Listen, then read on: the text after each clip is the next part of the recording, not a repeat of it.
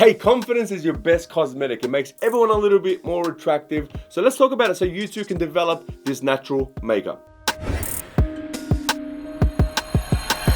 In this video, I'm going to teach you how to develop real confidence, not fake confidence. We want to develop real confidence, the type of confidence that is internal and it doesn't go up and down depending on your mood, and it doesn't go up and down depending on who you're around. In fact, it's the type of confidence that rubs off on others and makes them feel more confident just by being around you. Let's get this out of the way first. Your confidence is learned. Your environment, your memories, your wins, your successes, your losses, your failures, your rejections, your mistakes, your betrayals, and your thoughts and conclusions about all this develops your framework of confidence. How you've wired yourself to think matters.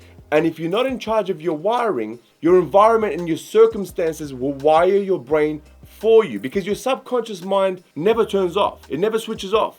It's taking in data all the time. You've got 11 million bits of information per second that's going through your subconscious mind, through your senses, your peripheral vision, your peripheral hearing, what you're touching, your environment. All of this, your brain is taking in the data all around you. Right now, I'm looking at you straight in the camera, but my brain is taking in so many things in my surroundings.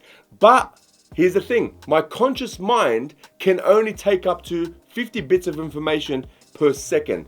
So how do we sort through what comes to our conscious mind? Here's the thing, what you focus on grows, and you allow and you train and discipline your subconscious mind to deliver only the information, the best information that you want to receive to your subconscious mind. So you got to be very careful about this. So if you don't guide and lock your brain on focusing on which bits of information to take in, it'll do it itself. How you act in your daily rituals matters. And look, I'll first talk about how you can break your confidence. How do you break and destroy your confidence? Let's talk about that first. Do nothing.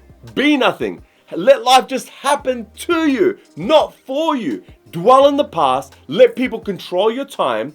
Let people use you. Never set a goal. Hide in your little corner and be mediocre. And if you're happy with that, that's your choice. But I know that's not you. Otherwise, you wouldn't be watching this clip, especially this far in. You would have been annoyed by Sinan already, because this is not the information that you want to hear. But I know that's not you. We are productive human beings. If we're not producing something, we can't be as happy. We need affirmation that we are good. And that comes from doing things to move our life forward, constantly moving forward, getting those little wins every single day. And I'm not just talking about career success, business success, and financial success. I'm talking about taking action in all the areas of your life that are important to you. We can't always get everything right. And those who act like they do are most likely lying. But as long as you know you're doing your best, this creates confidence. Do you look after your health? What are you eating? Are you exercising? How do you wake up in the morning? What do you do? What's your rituals? Your family life? Do you have time off just for your family? Are you completely present for your family? For me, for example, on Saturdays, you can't reach me. My phone goes off from the morning. I'll turn it on at night just briefly. But in between the day, you cannot reach me. Why? Because I want to be completely present. The best present that you can give to your family is to be present.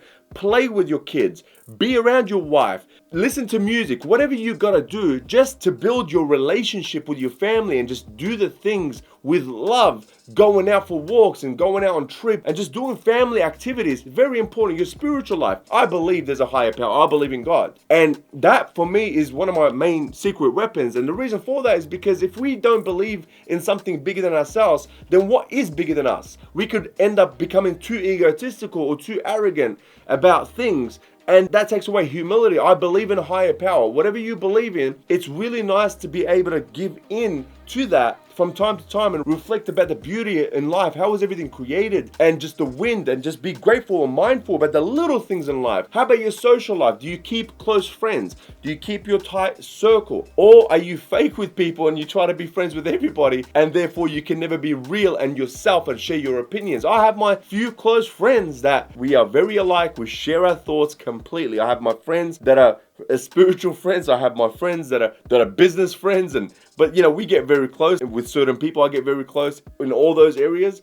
I have friends that are just going out and do some boxing friends, and I have some friends for different areas of my life as well, and we love each other. But I have those few people that we align in a completely deep way that we keep ourselves and each other close. How about your financial life? Look, you got to get your financial life in check. You have to. Whoever says money's not important probably doesn't have any and is probably upset about it. Money is not important if you compare it to your family, if you compare it to your children's health. But if you had the money to look after your children's health, if you had the money to be able to travel and experience things, if you had the money to get rid of all the stresses around you, why do most people stress? Most people stress about money. So half their life is occupied with thinking about how to get paid so they can cover the bills, how they can get paid to cover the rent or the mortgage. You don't want to live like that. You want to live in abundance. It's amazing when you have money coming in that supports you. For example, if you have multiple investments that bring in a cash flow, if you have a passive income that covers everything in your life, then you don't have to think about your next paycheck. You can live your dreams and do what you love doing. And it's amazing how much more time you have in your life. Your contribution to other people, you need to serve and deliver. You need to serve other people to be truly happy. I've noticed there are so many people out there that are rich, but they don't have a rich life. They don't have a rich spiritual life. They don't have a rich family life. They don't have a rich social life. They don't have a rich contribution to society life. And that's where happiness really comes in. When you give, notice when you give and you help someone, even if you're giving directions to somebody that's driving and trying to find a certain location and you give them directions, you usually feel happy about that, don't you?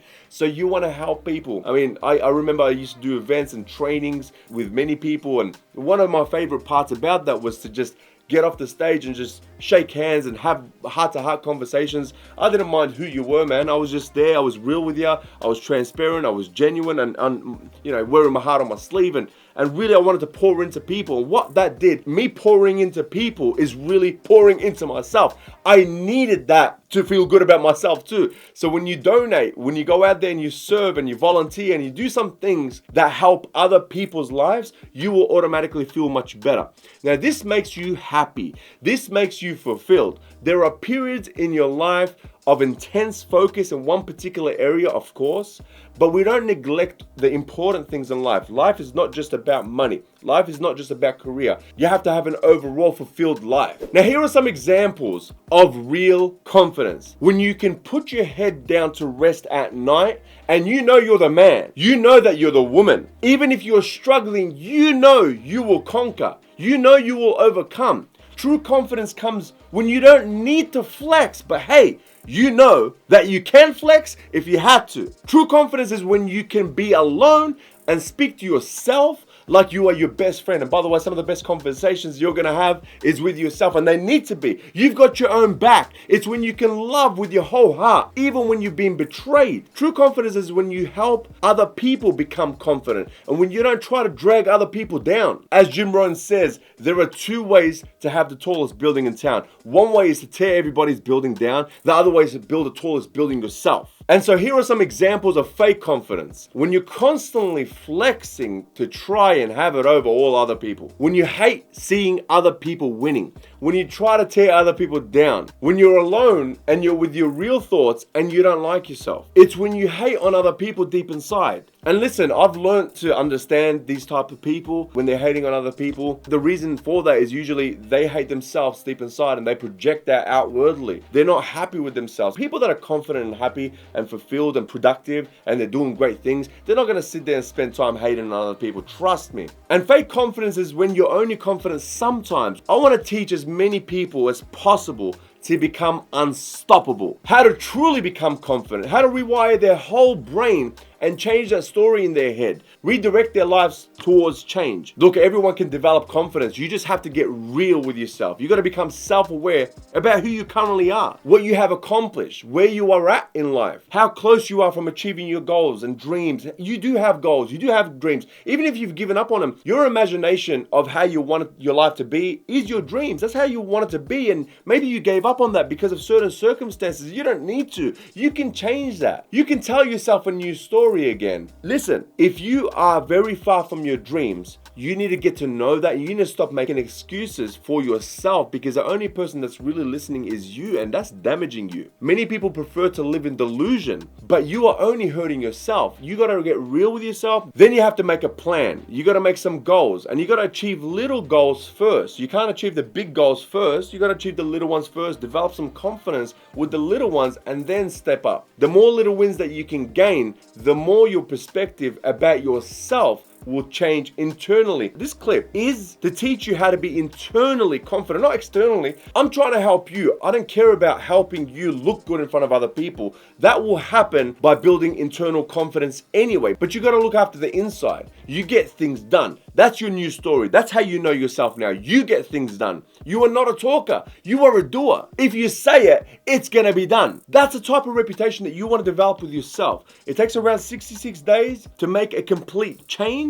And what you want to do, you want to stop making the same mistakes again and again and again. Here's the thing. You can make mistakes. You need to be making mistakes. If you're not making enough mistakes, you are probably not doing much in life. But what you want to do is you want to avoid making the same mistakes again and again and again. That's called insanity, doing the same thing again and again and again and expecting different results. It's like walking outside of your house. You've dressed up in nice clothes. You've got your nice brand new shoes on. You've got your nice white socks on, and you walk outside and you walk into this ditch full of water, and you got your shoes now wet, your socks are soaked, your pants are soaked. And what do? You go inside and you change. The next day, if you come out and you walk right back into the same ditch, that's called stupidity. I'm sorry, I'm being very raw and real here. We have to avoid making these same mistakes again and again and again, especially when those mistakes are pretty obvious if you just think about them. Make new mistakes. There is a growth mindset here when you're making new mistakes, because you're trying something new.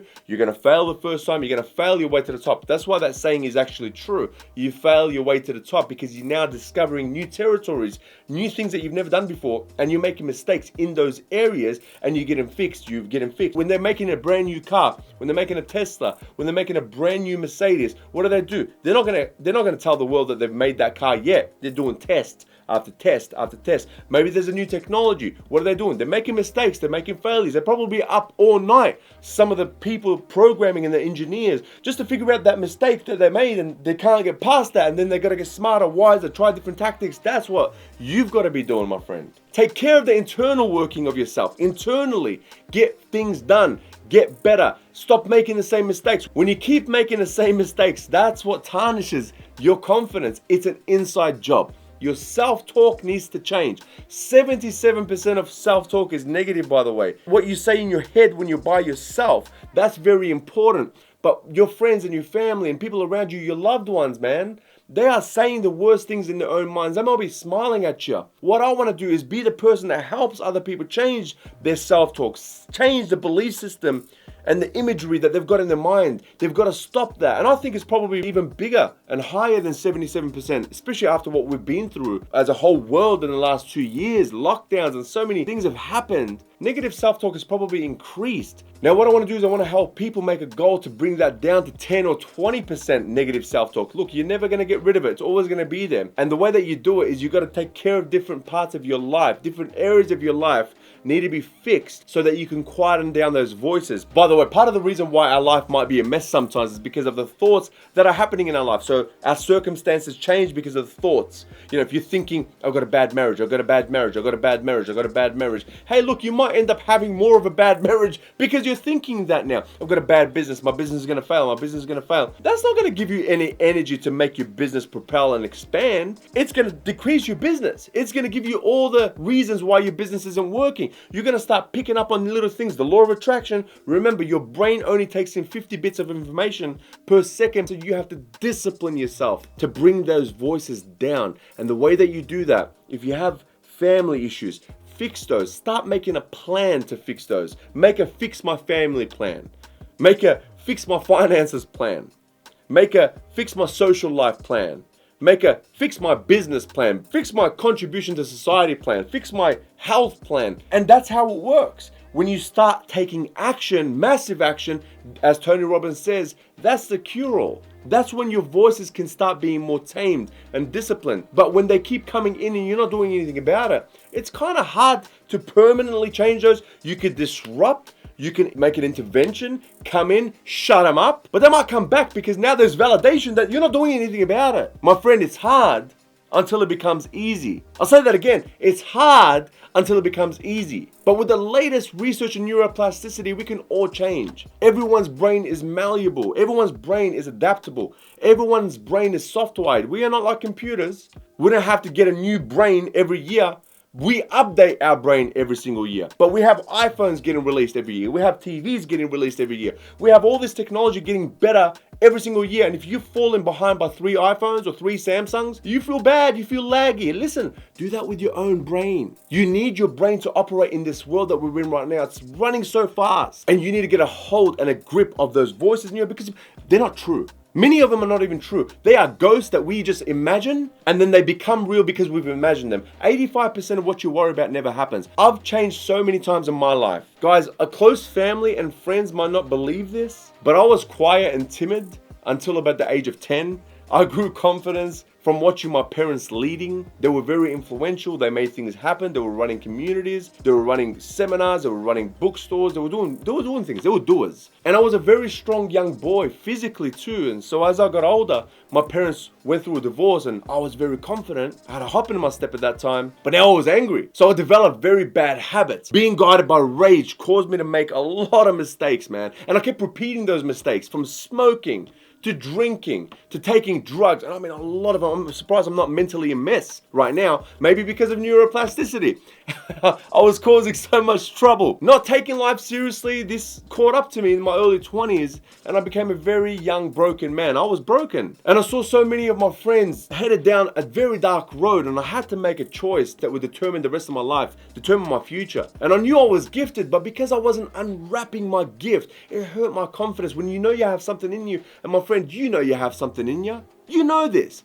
I mean, you fought an uphill battle. You had to battle against 2 million seeds to make it into your mother's womb. You are here on purpose. And because we're not doing something about it, sometimes we get hurt. Our confidence gets hurt. And I was around a very dark environment, negative friends. I had great friends too. But because I was so used to a certain lifestyle, I spent more time with my bad influences. You can imagine the type of things that we got up to. We were up to no good. But here's what I did. I eventually used all of my willpower to change all of it. After so many fails, I changed my environment. I'm talking about failure. After failure, after failure. And they just kept on going. I'll try to get away from addictions. I'll go back in. I'll try to get away from a certain scene. I'll get back in. It was a ping pong. And that hurt me because I knew I had more in me. I knew I had some sort of greatness in me. But because I couldn't pull it off, that was destroying my self-talk so much that I was this close from letting my life go. Just go. Let it just flow. I don't care about anything anymore. It was this close, but I changed my environment. And that's when it worked. I started a business that had a lot of personal development. Listen, personal development is so important. I read the books. I listened to the tapes. I did the courses. I found the mentors. And I took massive action on what they taught me. Key point. You can hear things again and again and again, but if you're not going to act on them, it ain't going to happen, man. You got to act. You got to do something about this. Whatever you're taught, you got to act on that. And you know what? Many times we don't even need to be taught something new. Many times I've realized it's just a reminder. Let Sinan be your reminder. This changed my reputation with myself. I had to replace my drug habits and my reckless habits with positive habits. And I made a complete 180-degree turn. Look, I started smiling. I wasn't smiling before that. I was angry. I was aggressive. I started smiling. I started liking people. I started becoming nice to people. And I started becoming a speaker slowly. Can you believe that? I started teaching and coaching other people when I'm the one that desperately needed the coaching. I started public speaking in front of crowds, up to 5,000 people at one time, multiple times, 120,000 people in total. I started running events. I built huge businesses and I cracked the code of what it took to become a success. Look, I share this with you, my friend, because life is a journey. Not to impress you, but to just tell you that I've been there. I know what it feels like to be a failure. I know what it feels like to lack confidence. I know what it feels like